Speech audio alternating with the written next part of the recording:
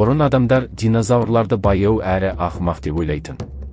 Бірақ қазіргі ғылым соншалықты алға жылжыды. Біз динозаврлар туралы өте көп нәрсе білеміз.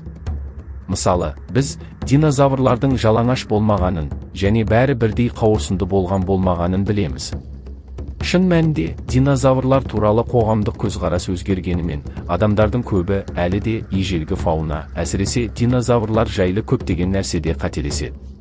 Мысалға, ең танымал тираннозавр рексті алайық.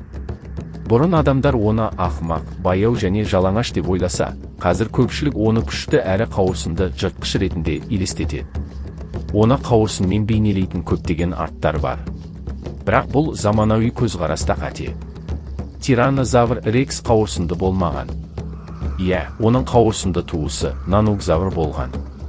Бірақ ол әлдеқайда кіші және әлдеқайда суық климатта өмір сүрген.